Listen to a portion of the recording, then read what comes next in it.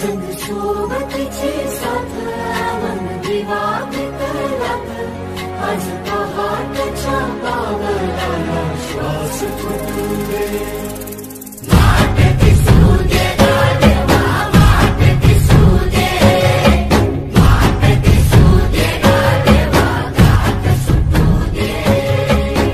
श्री रेवणसिद्ध देवयात्रा यात्रेनिमित्त येणाऱ्या सर्व भाविक भक्तांचे सहर्ष स्वागत। स्वागतोत्सुक सुशील शेठ कदम, संदीप शेठ पवार, सागर शेठ पवार, SK ज्वेलर्स विटा, श्री मॅचिंग सेंटर विटा, महादेव ज्वेलर्स सूरत।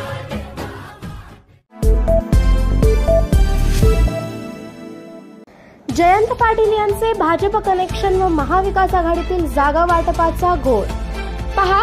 विश्लेषक बाबासाहेब मुळीक सांगली लोकसभेबाबत काय म्हणत आहेत। असा विषय आहे की परत मग त्याच्यानंतर दादा गटाचा खासदार परत होऊ नये म्हणून अशा काही खेळ खेळल्या जात आहेत का की मागच्या वेळी हा जो मतदारसंघ तो राजू शेट्टींच्या स्वाभिमानी पक्षाला दिला, आता सुद्धा परत चर्चा आहे की हा मतदारसंघ शिवसेनेला देणार आहे, ठाकरे गटाला। मग असं काय होतंय का की महाविकास आघाडीमधलाच एक गट हा या मतदारसंघामध्ये महाविकास आघाडीची प्रबळ उमेदवारी होऊ नये यासाठी काही पॉलिटिकल मॅनेज किंवा असा काही प्रकार आहे का किंवा काय असं दिसतंय का आपल्याला? तडजोडीचं राजकारण कुठे दिसतंय का तुम्हाला त्यामध्ये?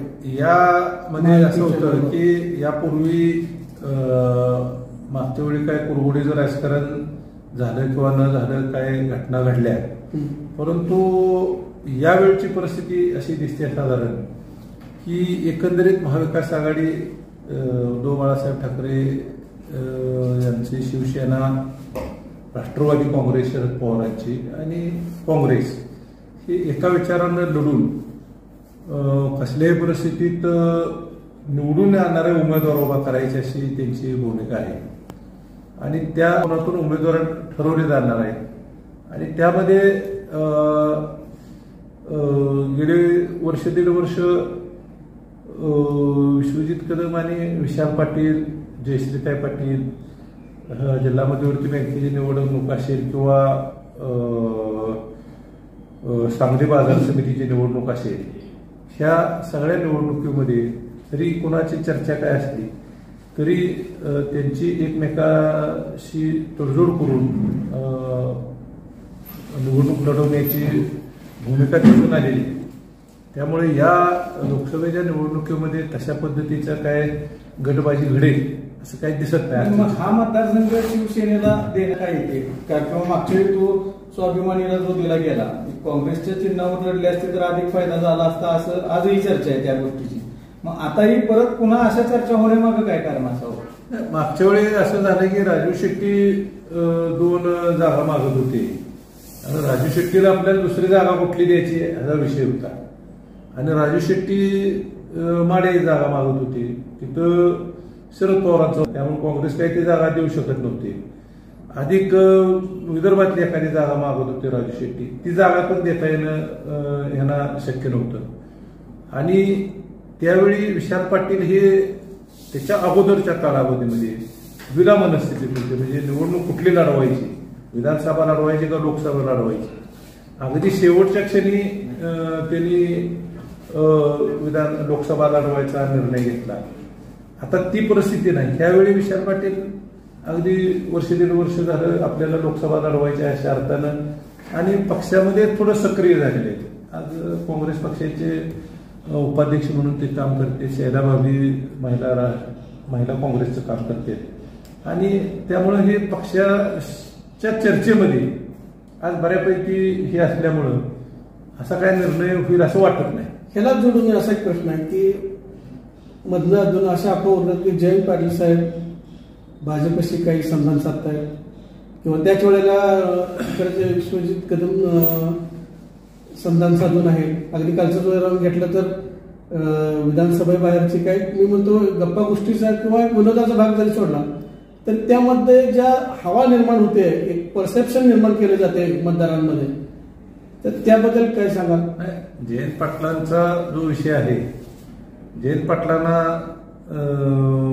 जर समजा भाजप बरोबर जायचं होतं किंवा जी काही चर्चेतली ऑफर असते किंवा मंत्रिपद त्यांचं आम्ही राखून ठेवले आणि त्यांना आपण मंत्री होणार आहे, ह्या सगळ्या गोष्टीच्या अगोदर थोडं पार्श्वभूमी जर आपण बघितली तर जयंत पाटलांचे साधारण 2017-18 मध्ये प्रदेशाध्यक्ष झाल्यानंतर ते संपूर्ण राज्यभर फिरून पक्षाची बांधणी केली आणि शरद पवारांच्या बरोबरीनं काम करण्याची त्यांची भूमिका होती आणि शरद पवारांची जी भूमिका त्या भूमिकेशी बरोबर राहायचं असं साधारण जयंत पाटलांनी भूमिका घेतलेली होती.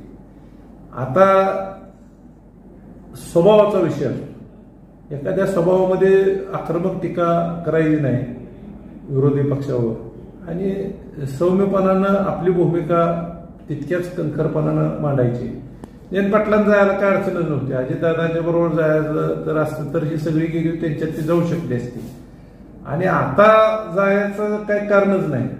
जयंत पाटलांचं त्यामधलं एक वाक्य त्या मुलाखतीमध्ये पण त्यांनी सांगितलेलं होतं आणि अजून ते आमच्याशी चर्चेमध्ये त्यांनी सांगितलेलं वाक्य की मंत्री होणे हे आता आपला काही विषय राहिलेला नाही. आपण मंत्री पूर्वी होतो किंवा आपण मंत्री हे शरद पवारांच्यामुळे होतो.